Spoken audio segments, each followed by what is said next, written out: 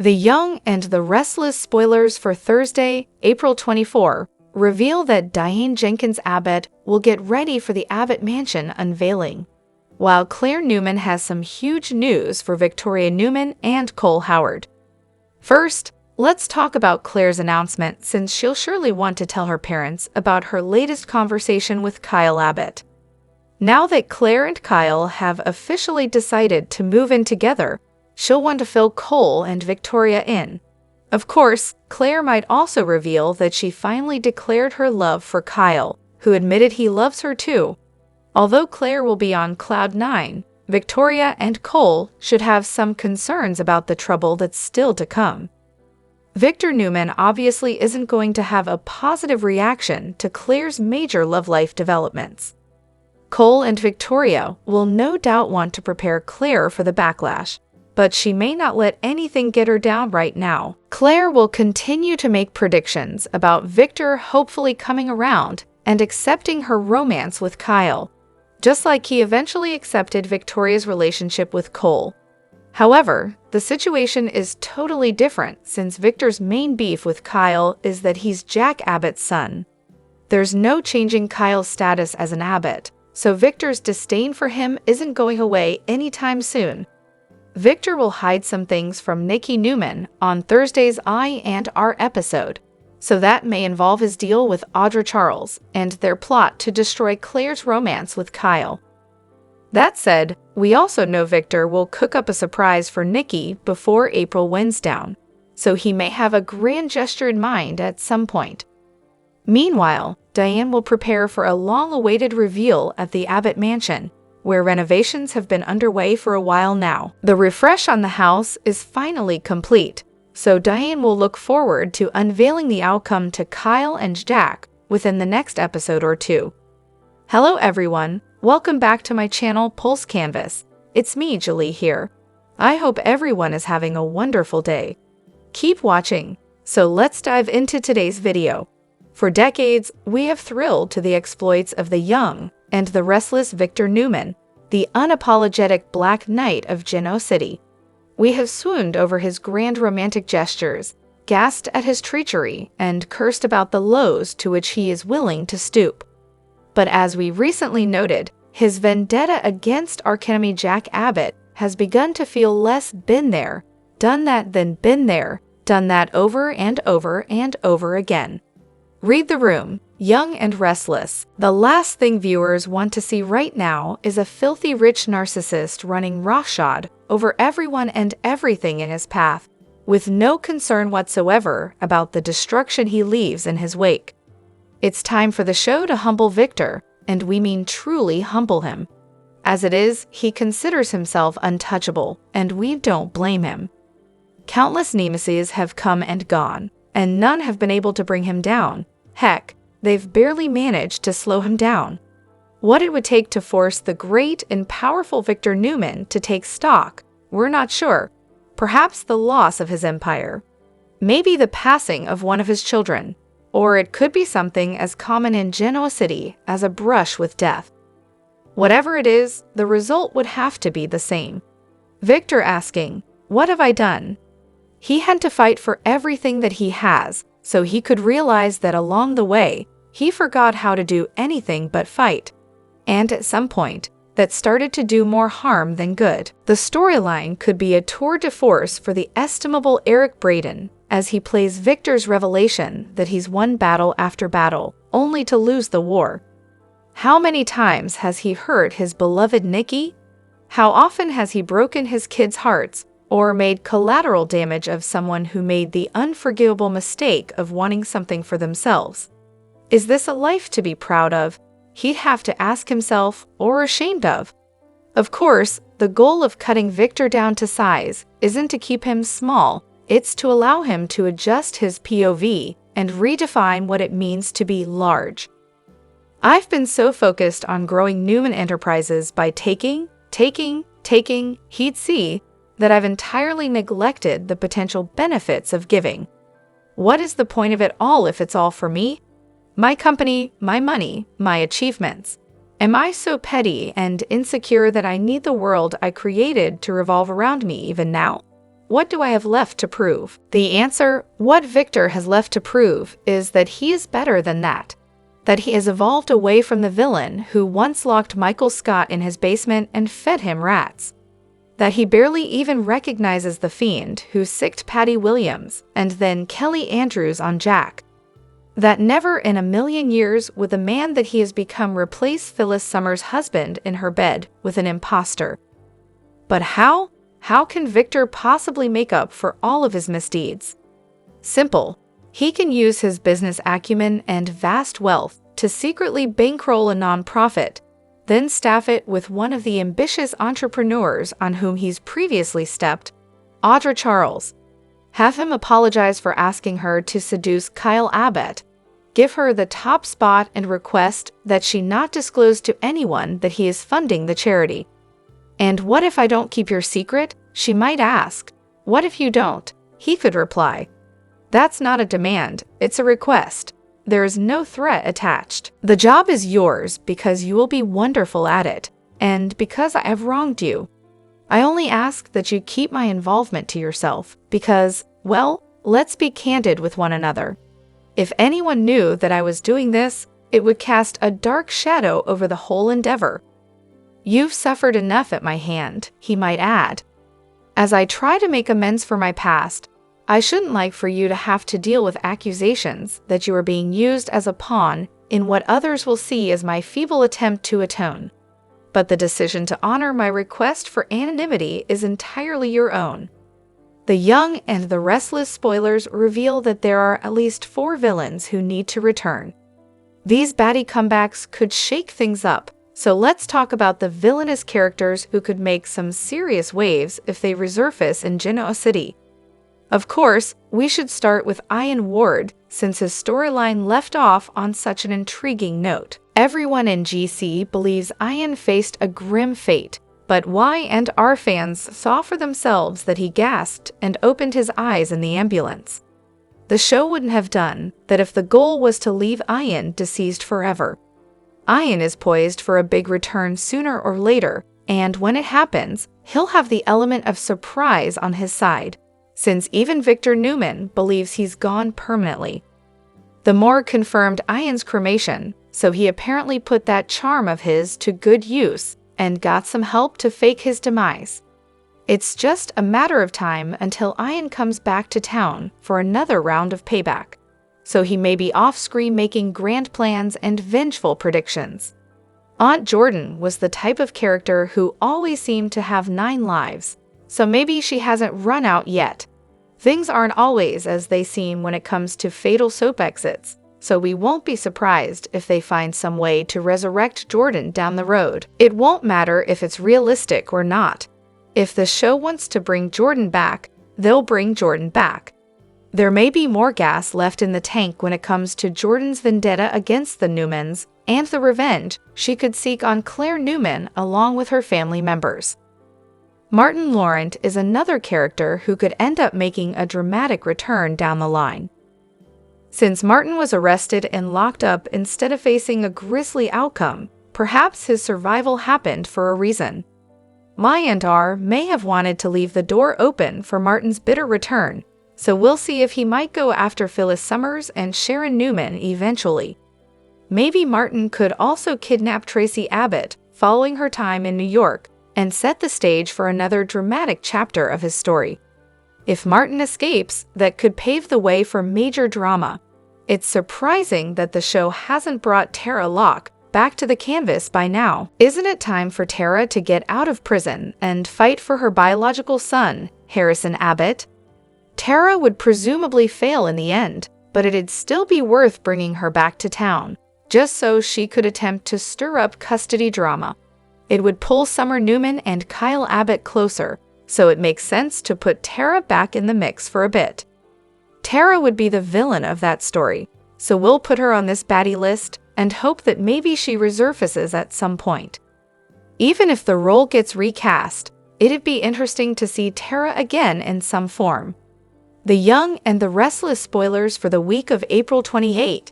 May 2 reveal that Lily Winters will mull over a mystery man, while Kyle Abbott's trap is set. Michael Baldwin's mess will also get worse, so there will be plenty of great drama happening all over Genoa City. First, Jack Abbott should sing Diane Jenkins Abbott's praises following the Big Abbott Mansion reveal. Although Jack previously had some reservations about the refreshed Diane pushed for, he should enjoy the changes in the end. Diane and Jack will have a chance to dial up the romance in the coming episodes, so the revamp will get the ball rolling on some passionate moments. Of course, this could be the calm before the storm since Jack and Victor Newman's feud is still going on. I and our fans know Kyle is also on Victor's enemy list, especially since he's growing closer to Claire Newman. Once Victor gets updates on Claire's decision to live with Kyle, that'll no doubt add fuel to the fire. Audra should move forward with setting a trap for Kyle that could end in a scandalous situation. At least it could seem like one to Claire. If Audra pulls this off, it could mean disaster for Claire and Kyle's relationship, just like Victor plans. Audra will make some bold moves while Nate Hastings is getting Amy Lewis settled in her new treatment center in Boston. However, Lily seems poised to keep a close eye on Audra and may grow increasingly concerned about what she's up to. At some point, Lily will also realize she has a mystery man in pursuit of her. There will be a secret admirer who emerges, so Lily could get some puzzling messages and romantic presents as a result. Could the guy behind Aristotle Dumis' empire be responsible for this secret admirer news? Could a Kane Ashby recast be looming, or will there be someone else who pursues Lily through this mysterious angle? Whatever the case, Billy Abbott supposedly has a meeting with Aristotle on the horizon, but will Dumis himself actually show up for that or send someone else as a representative? Over with Michael, he'll feel like he's drowning in all the Abbott-Newman conflict. Michael's job will stress him out more than ever, so that'll take a toll on his marriage to Lauren Fenmore Baldwin. In the April 24, 2025 episode of The Young and the Restless, interpersonal conflicts and legacy-driven decisions converge in a series of emotionally charged confrontations and quiet revelations. Sally's composed but assertive tone sets the stage early as she pushes Phyllis to acknowledge Daniel's autonomy. Billy, visibly conflicted, refuses to placate Phyllis, stressing Daniel's need to face his own struggles rather than using new ventures as emotional cover. The exchange intensifies as Phyllis lashes out, accusing Sally of manipulation and betrayal. Sally exits, leaving behind tension and unspoken truths, while Billy challenges Phyllis on her continued role in their shared enterprise. Her reluctant affirmation is met with skepticism, underscoring her internal conflict and fractured trust. Meanwhile, Claire and Kyle take a significant step forward as Claire expresses her desire to move in with him. Despite the warmth of the moment, Kyle's concern about Victor Newman's reaction reveals the looming influence of family dynamics. Claire's response is firm. Her choices are independent, not reactions to family pressure. The couple shares a quiet resolve, though they remain aware of the challenges Victor's looming presence will bring. At the GCAC bar, Sally processes the fallout, questioning whether her actions were protective or intrusive. Phyllis, alone in her office, confronts her reflection, whispering a mantra of denial, "I'm not the enemy," even as doubts creep in. Both women are impacted by the chaos surrounding Daniel's silence, which remains the emotional epicenter of the drama. In a quiet cafe, Daniel opens up to Tessa about his grief over losing Heather. His struggle is raw, and he admits to withdrawing from both work and self-identity. Tessa, drawing from her own artistic journey, offers empathy and perspective. Through shared vulnerability, she proposes helping Daniel channel his pain into a creative outlet, a graphic novel rooted in themes of loss and healing. The idea sparks a subtle but meaningful shift in Daniel, and with Tessa's support, he takes the first steps toward emotional recovery. The episode concludes with a reflective look at Victor Newman's role in the Newman legacy. His actions, often mistaken for familial loyalty, are revealed to be strategic and legacy-driven. Whether tolerating chaos from figures like Phyllis or sparing adversaries like Billy, Victor's motivations consistently center around preserving the Newman bloodline. Every decision, from protecting Chelsea to enduring Phyllis's volatility, is filtered through the lens of dynasty management, not emotional attachment. This episode interweaves corporate tension, romantic development, personal healing, and legacy politics. As Daniel begins to process his grief through art, Claire and Kyle take a stand for their relationship, while Phyllis and Sally wrestle with power and loyalty. At the core of it all, Victor Newman's unseen hand continues to shape outcomes, driven not by love, but by legacy economics. The Young and the Restless recap for Wednesday, April 23, reveals that Phyllis Summers will storm out over Billy Abbott's ultimatum, so Sally Spectra will witness some chaos. Let's talk about all the hostility and surprises on Wednesday's I&R episode. At Crimson Lights, Daniel Romalotti Jr. will admit he's hoping Tessa Porter will teach him to play the guitar. It'll be just the kind of project Daniel's looking for right now, so Tessa will decide she's in. Once Daniel grabs the guitar Danny Romalotti once gave him for his birthday, Tessa will talk him through his first lesson. Daniel's playing will sound pretty rough, but he'll want Tessa to promise she won't give up on him. At the GCAC, Sally will vent to Audra Charles about Phyllis' emotional blackmail and how she's exploiting Billy's sympathy. Audra will sense that Sally feels threatened by Phyllis, but Sally will try to act like she's just annoyed and worried about all the drama Phyllis brings to the table. However, Audra will fish to find out if Sally's concerned about Phyllis wanting more than a business partnership from Billy. Sally will admit the thought has crossed her mind, but she'll hope Billy wouldn't go down that road with Phyllis again. Audra will push Sally to play dirty against Phyllis, so that'll give Sally something to think about.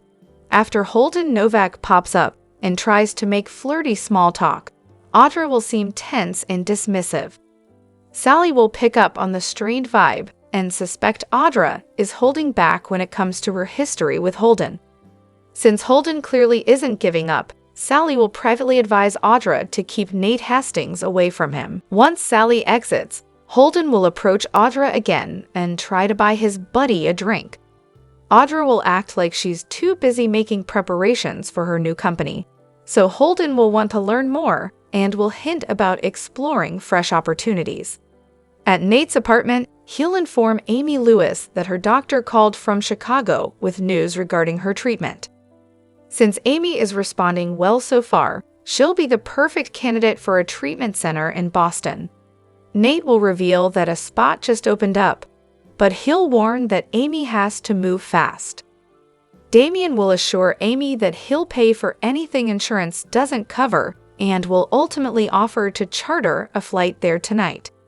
Amy will get upset over leaving Damien, Nate, and Audra behind, but Nate and Damien will stress the importance of her taking this chance to score more time with the people she loves. Audra will eventually come home and get updates on everything, so she'll promise to pray for Amy every day and visit as soon as she can. Nate and Damien will accompany Amy to get her settled in, so that'll give Audra some time alone to call Victor Newman. Audra will ask if the paperwork is ready to sign and express that she's excited to get started on their plans. At Billy's place, he'll try to convince Phyllis that Daniel's heart isn't in Abbott Communications. Billy will urge Phyllis to let Daniel go since he can't have any liabilities getting in the way. When Phyllis tries to protest, Billy will suggest he'll have to wish both Phyllis and Daniel well in their endeavors elsewhere if she doesn't cooperate. Sally will show up and see some of the conflict as Phyllis hints about rethinking this partnership. Whatever Phyllis decides, Billy will maintain that things are going to be on his terms. After Phyllis stomps off, Sally will grill Billy about what she just walked in on. In a major moment for daytime television, Peter Bergman has announced his retirement from The Young and the Restless, ending his legendary run as Jack Abbott after 35 unforgettable years. Bergman joined the CBS soap in 1989, quickly becoming a fan favorite for his powerful portrayal of the complex, driven, and often emotionally torn Abbott family patriarch. Over the decades, he delivered countless memorable moments, rivalries, heartbreaks, and triumphant comebacks that helped define the show's legacy.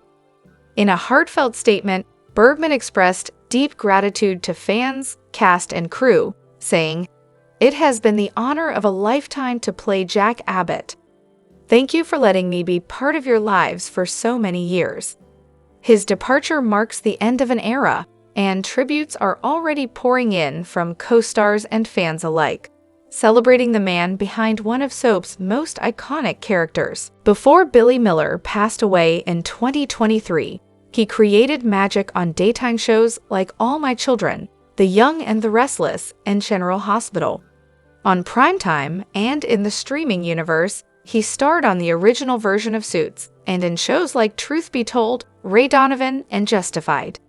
The actor made a lasting impression with fans and co-stars, and NBC's Suits spinoff, Suits Le, recently paid tribute to the daytime Emmy-winning star.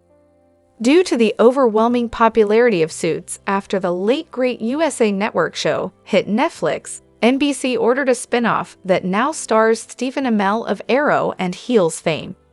However, during this first season, creator Aaron Korsh, who also created the OG show, brought back its biggest heavy hitter, Gabriel Macht's Harvey Specter.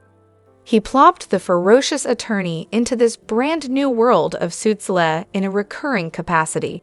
Harvey is first seen in flashbacks, and later helps a struggling Ted with an old case. Because he's Harvey, he has remained tight-lipped about his life. But in this week's episode, Bad Signal, he opened up a smidge to Amell's character, Ted Black. He told Ted that a few years back, he lost his brother to cancer. Harvey then asked Ted, who lost his own brother, "Does it get any easier?" And Ted responded, "Depends on the day. Depends on the day." At the end of the episode, the show paid tribute to Miller with an in-memory of dedication to the actor who played Harvey's brother, Marcus, in 5 episodes of Suits. Miller's 2023 death was ruled a suicide. He was 43 years old and just a couple of days shy of his 44th birthday. At the time, Match praised the actor who played his brother when he posted a message on X, formerly Twitter. He said, "Rip my T-bro #Billy Miller, I am touched by your thoughtfulness, your authentic honest approach to art, your kind nature and big smile that lit us all. May her memory always be a blessing to her mother, her sister, and her children, and to so many you've touched. Peace." And Michael Graziadei has a clear message for fans. If someone pretending to be him slides into your DMs, don't believe the hype, and definitely don't send gift cards. Michael Graziadei, who plays Daniel Romalotti on The Young and the Restless, is speaking out to protect his fans. This time from a scammer posing as him on Instagram.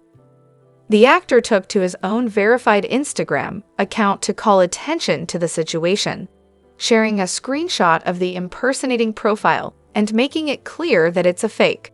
"This is not me," he warned. "Please do not give them your personal info or send them money or gift cards or whatever these scumbags are asking for. I will never contact you from a fake account." Michael went on to urge fans to be smart, stay alert, and not fall victim to online cons. "Please don't fall for this," he added. "Report and block this fake account, and please spread the word. It's an unfortunately common issue for stars of soaps and other beloved shows. Scammers often set up fake profiles, pretending to be a celebrity and messaging fans to build trust, before eventually asking for money, personal information, or even selling funny merchandise. These schemes can get incredibly elaborate, and sadly, some fans do fall victim. It's an unfortunately common issue for stars of soaps and other beloved shows. Scammers often set up fake profiles, pretending to be a celebrity and messaging fans to build trust, before eventually asking for money, personal information, or even selling funny merchandise. These schemes can get incredibly elaborate, and sadly, some fans do fall victim. Graziadei isn't the first Y&R star to deal with this type of impersonation, and he likely won't be the last. Both Courtney Hope and alum Robert Newman have issued warnings in the past several years. Graziadei's transparency is a good reminder to always double-check social media accounts. Verified accounts are one way to know it's the real deal, and if something seems too personal, too good to be true, or just off, it probably is. Hunter King got engaged to Chris Copier in October 2024. After leaving The Young and the Restless, her acting career soared. She starred alongside Tyler Hynes in Hallmark's hit movie, Holiday Touchdown, a Chiefs love story. King also landed a recurring role in the popular CBS sitcom, The Neighborhood. Unfortunately, King's career has caused her to postpone her upcoming wedding. King appeared on the Hearts of Stars podcast, sharing an update on her wedding. The couple initially planned to wed in 2025, but they had to push it to 2026. Both of them have been juggling various projects, which has made wedding planning difficult. I know I had to put on Instagram that we were getting married in 4 months. And oh my gosh, the planning was just crazy. It was getting overwhelming, King said. Then, we ran into a few snags with just, family events going on, and then things with our venue. And so, we actually decided to push our wedding now to 2026. King admits that she can breathe again. They're willing to wait when their projects slow down. The actress is also waiting to see whether CBS will renew The Neighborhood. We were also trying to work with the schedule is if the pilot gets picked up, and what that small window would be when you're not filming, King explained. Read now. Check out the moment when Hunter King said, "I will." King first shared her wedding plans on her Instagram stories. In February, she went shopping for wedding dresses, but she stepped away when it became too much to deal with. King found herself relying on her followers for advice. She admitted that the process was more stressful than it needed to be. It's going to be so much fun, but it makes it a little bit more enjoyable to take our time, she noted. King wants to plan a destination wedding, since it has become a tradition among her sisters, Kelly and Joey King. What are your thoughts on King's reason for postponing her wedding? If you've ever gotten married, can you relate? Let us know in the comments. Young and the Restless sees this mystery man, Aristotle Dumis, about to arrive in town, and there's a lot of speculation about who he might be. And one thing we've heard recently is that it could be a blast from the past, and the name Brooks Prentice has come up. We're going to talk about whether Billy Flynn's new character is Dumis, whose real identity could be Brooks Prentice. Alright, so we got this character Dumis. Everybody's talking about this billionaire and a power player in the business world, but nobody's ever met him. They don't know much about him. Victor Newman is his longtime rival, and Damian Kane hasn't even met him, even though he's worked for him a couple of years. But what if this mystery man is somebody familiar yet unexpected? Now, we've seen a bunch of different suggestions. I'm always interested in seeing what people think is going on. And on soap social media, when it comes to who is Dumis, I've seen people saying it's Victor. No, that doesn't make any sense. He is genuinely irritated by the guy, so that's just not going to be what it is. I've also seen people suggesting it's Devin Hamilton, which also makes no sense. Why would he? This Dumis thing has been going on for years, so you got to think about that, you know. And because we know from Damian, it's been at least several years that he's been involved with him. So it would be random and illogical if it were Devin or Victor. I've also seen some fans wondering if it could be Kane Ashby. By the way, Daniel Goddard has just started a new role over on General Hospital, and he's doing great in the part. By the way, aside from that little wrinkle, Kane would be an intriguing choice. And we've talked before here that Tucker McCall actually fits the bill because of his ties to the Winters and the Abbotts and dislike of Victor. However, there's no sign that Trevor Street John is returning or that the role is coming back. And I really did like Trevor Street John, but I don't think it's him either. But it still could be a blast from the past. just not somebody so obvious as in somebody from way back.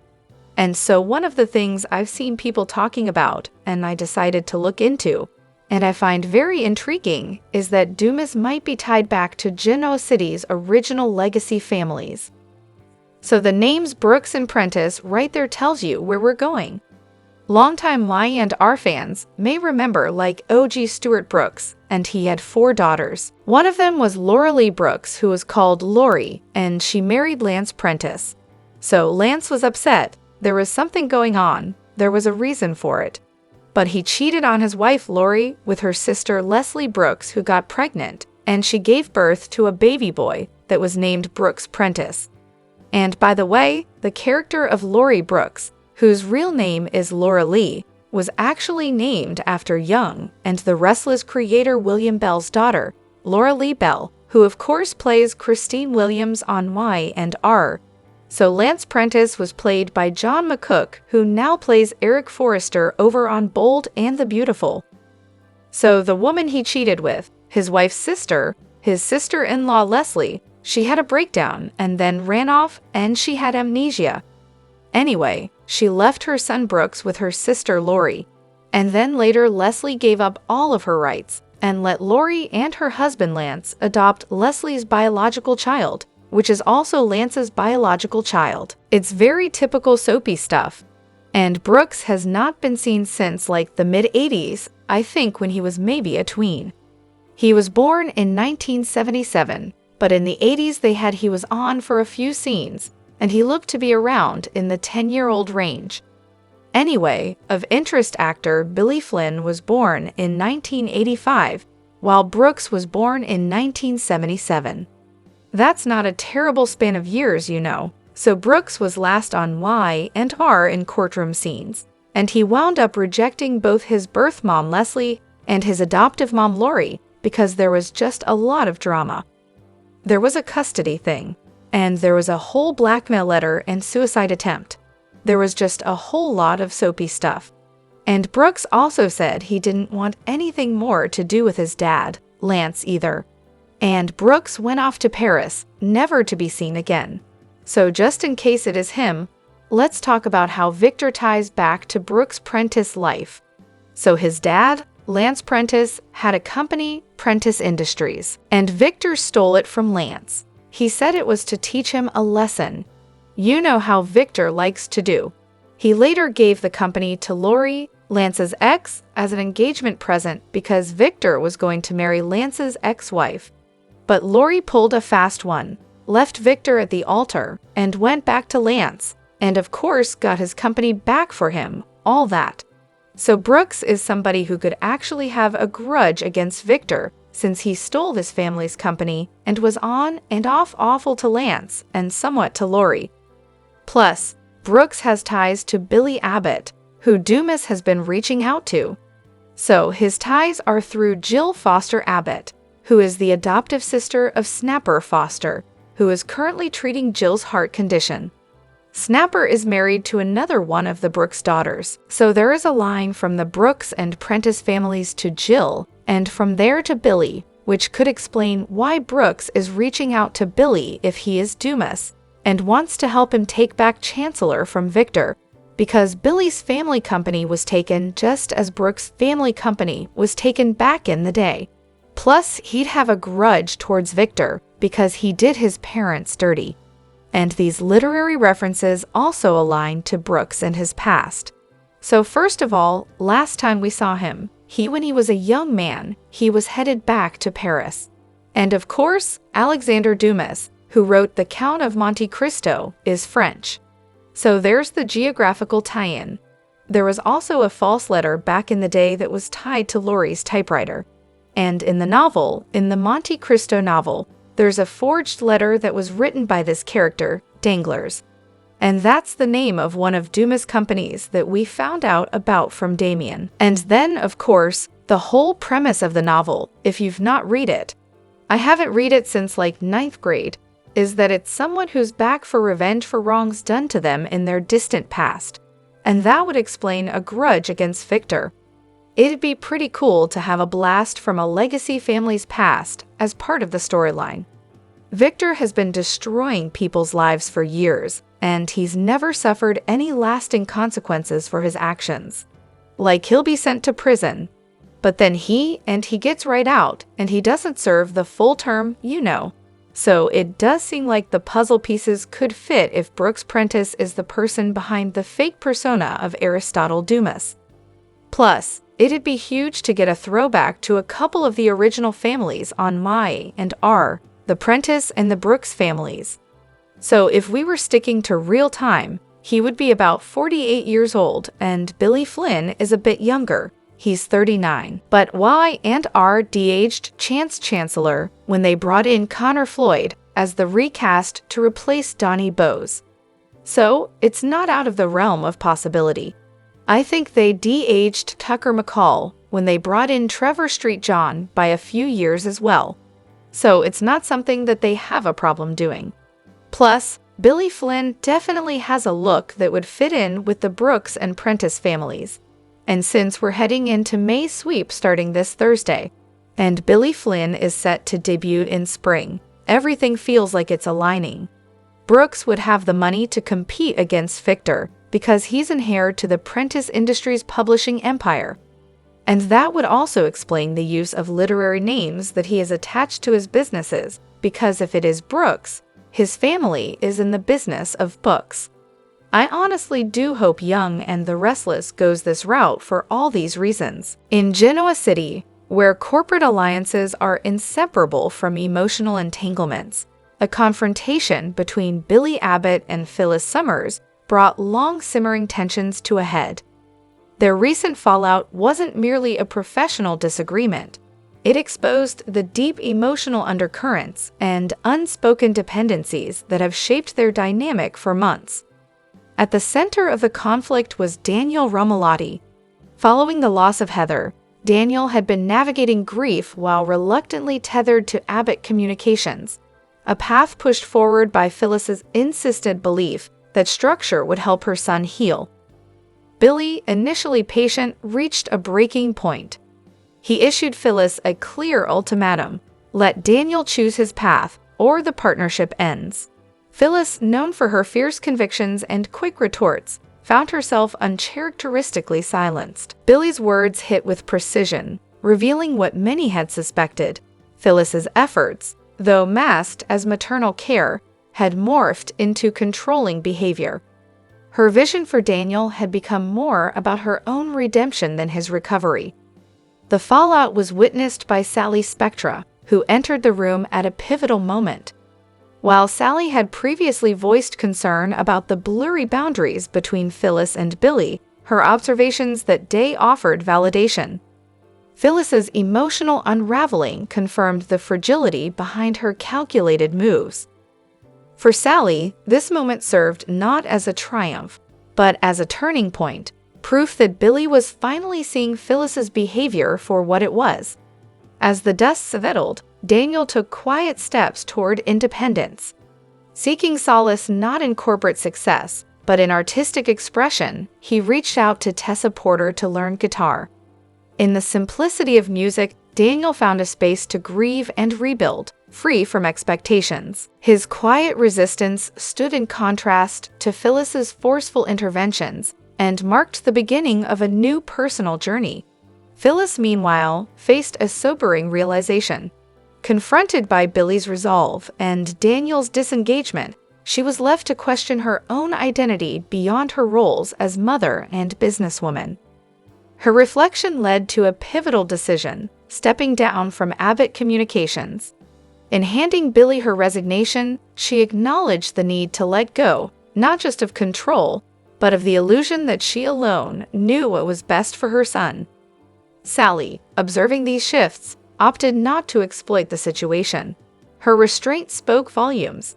In a meeting with Billy, she encouraged him to stop carrying the weight of others' struggles and instead build something authentically his. It was a message Billy seemed ready to hear. As spring unfolds in Genoa City, the landscape is shifting. Daniel is forging a new creative path. Phyllis is beginning a difficult but necessary transformation. Sally is redefining influence through patience rather than manipulation. And Billy, freed from expectations, may finally have the space to build a future on his own terms.